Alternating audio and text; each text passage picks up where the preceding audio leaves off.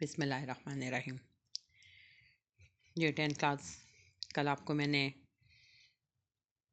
कुछ सेंटेंसेस दिए थे सेल्फ एनालिसिस के लिए, ठीक है।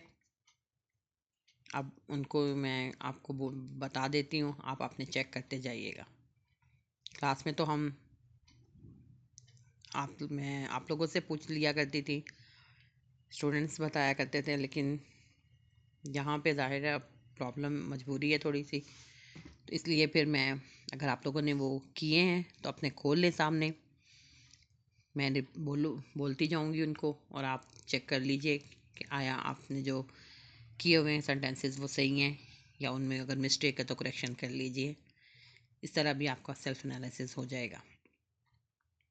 जी, कल मैंने लिखवाए थे, he said to her I live in this building, he told her that he lived in that building, she said I did not go to school yesterday, she told या she said, ऊपर भी आप said भी रहने देंगे तो भी कोई फ़र्क नहीं पड़ता। She said that she had not gone to school the day before, he said do you agree with me, he asked whether I agreed with him, ठीक है। She said where do you live, she asked where I lived, he said to her please fetch me a glass of water, he requested her to fetch him a glass of water. The judge said, call the next witness. The judge ordered to call the next witness. Raza said, where are you going? Raza asked where I was going. The teacher said, who is next on list? The teacher asked who next on list was. He said to them, let us not deceive ourselves. He suggested them that they should not deceive themselves. He said, aren't you ashamed of yourself? He asked whether I wasn't ashamed of myself. जी, ये तो आपके हो गए वो sentences जो हमने कल किए थे। नेक्स्ट ऐसे है आपका, जो मैंने कल आपको पढ़ाया था, कायदे आज़म ऐसे। आई होप कि आपने हाफ लर्न कर लिया होगा। नेक्स्ट हाफ आज आप स्टार्ट करेंगे, but kind grappled with every problem से लेके आप एंड तक करेंगे, बल्कि पिछला भी साथ रिपीट करेंगे।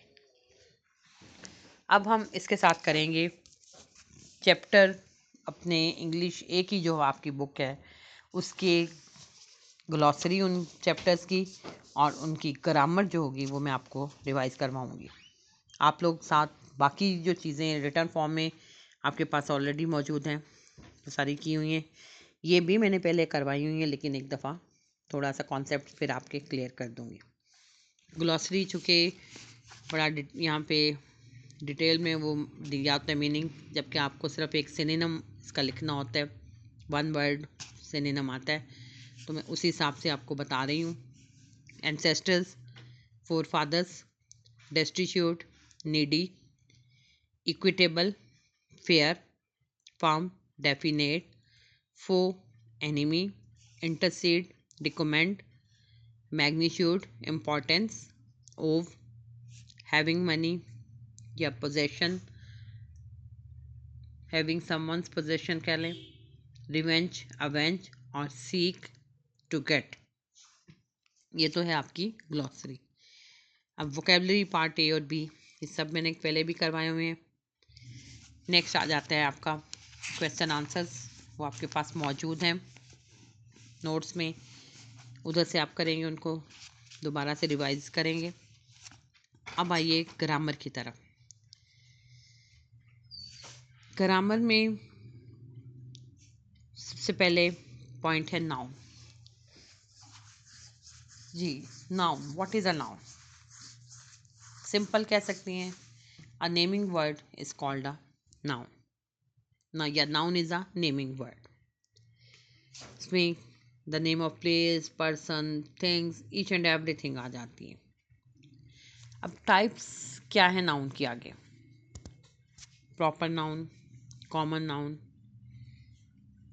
Abstract noun, concrete noun and collective noun, ये 5 टाइप्स हैं।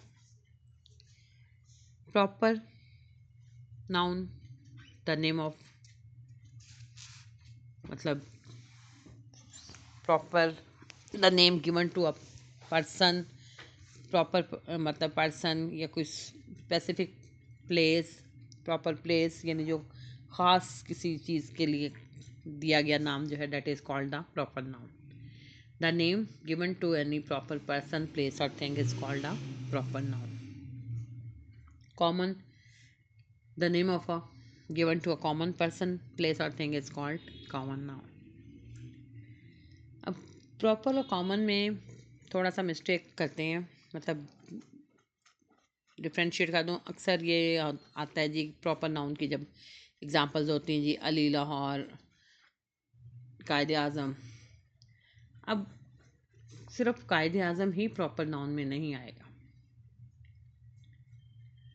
कोई भी नेम किसी भी पर्सन का, every person has his own specialities, his own characteristics. Her person का नाम जो होगा वो प्रॉपर में ही आएगा। हाँ, बॉय, गर्ल, स्कूल, जब स्कूल के साथ किसी स्पेसिफिक नाम नहीं, खाली स्कूल है, हॉस्पिटल है, ये चीज़ें कॉमन में आ सकती हैं। लेकिन जब इनके साथ जैसे बेस्ट स्कूल सिस्टम आ जाए, नेशनल हॉस्पिटल या इसी तरह से कोई और मतलब नाम आ जाए बॉय या गर्ल का, तो वो फिर प्रॉपर में आएंगे।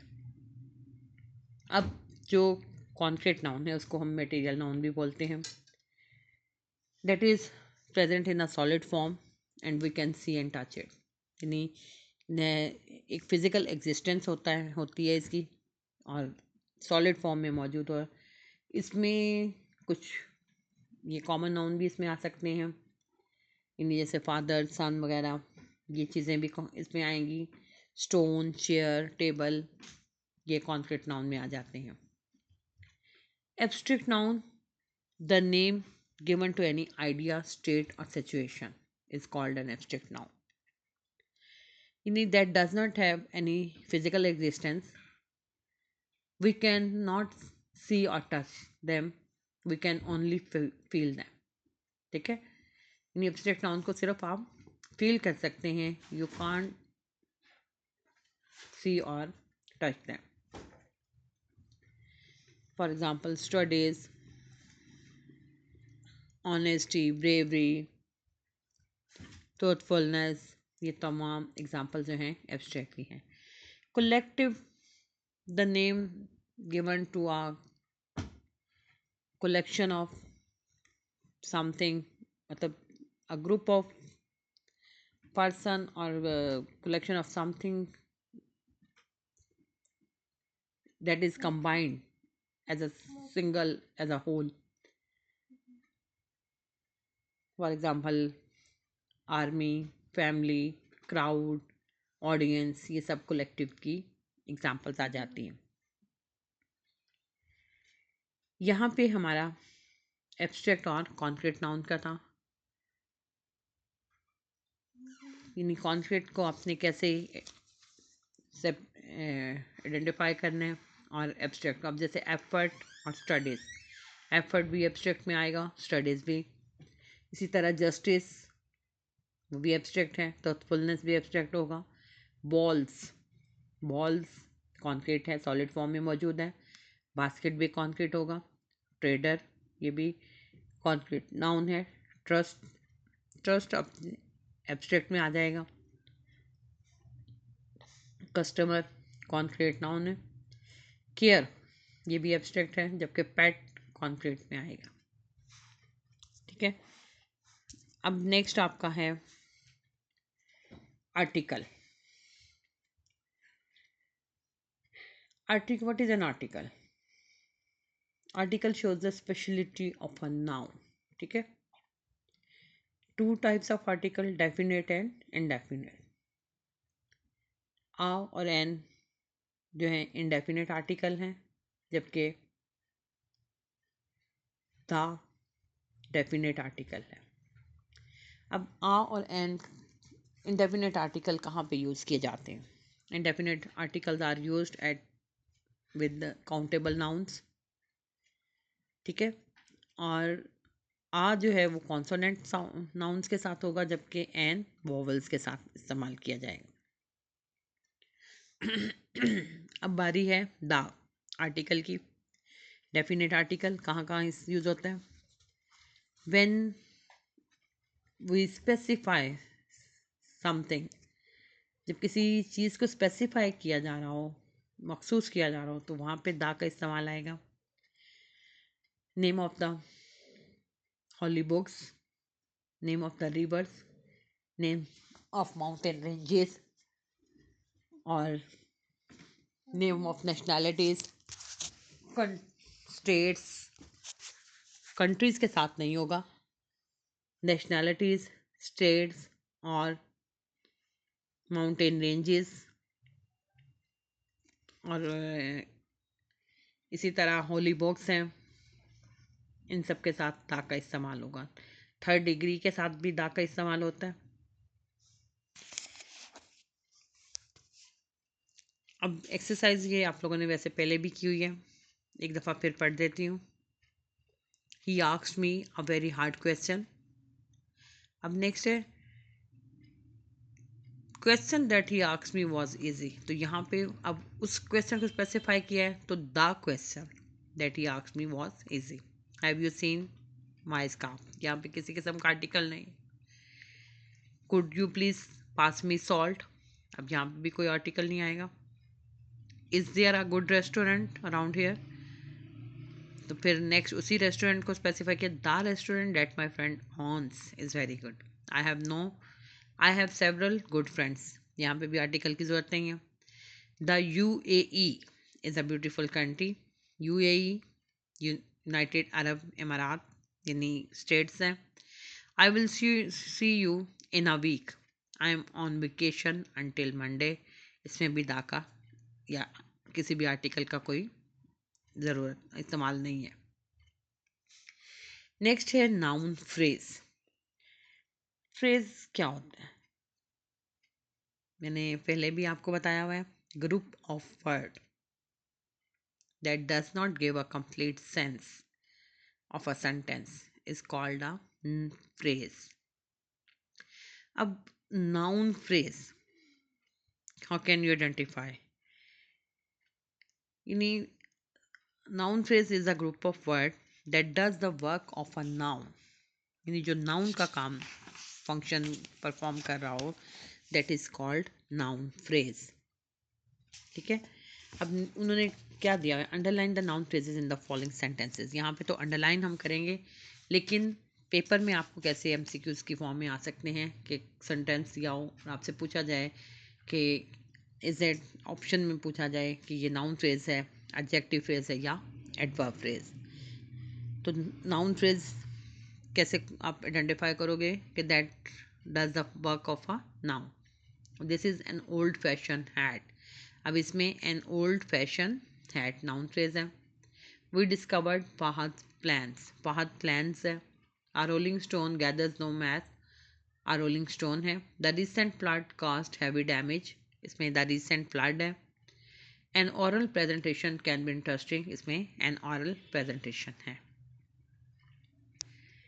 आगे past and definite tense and past continuous आ जाता है, जिससे आपने ब्लैंक्स फिल करनी है। पार्ट डी है ये। पास्ट एंड डेफिनेट टेंस मैंने आपको बताया हुआ है कि इसमें second form of the verb use की जाती है इसके सिंपल सेंटेंसेस में, जबकि नेगेटिव में डेड नॉट के साथ फर्स्ट फॉर्म का इस्तेमाल है और इंट्रोगेटिव में डेड स्टार्टिंग पे आ जाता है। जबकि पास्ट कॉन्टिन्यूस टेंस में क्या है, पास्ट कॉन्टिन्यूस टेंस में हम वॉज वर का इस्तेमाल करते हैं और फोर्थ फॉर्म यूज़ करते हैं, यानी ही शी इट्स और any single noun we use was and fourth form of the verb, and with I also we use was, and with the they you we use were and fourth form of the verb। जी 10th class आज की diary आपकी half से आप plan करेंगे, कायदे आज़म complete करेंगे आज सेकेंड हाफ को, और उसके साथ यूनिट नंबर 1 की एक्सरसाइज इन कंप्लीट एक्सरसाइज जो है, ग्लॉसरी, वोकेबलरी, क्वेश्चन आंसर्स और ये ग्रामर जो मैंने कॉन्सेप्ट्स आपका दोबारा रिव्यू दिया है, ये सारा आप याद करेंगे। Thank you so much.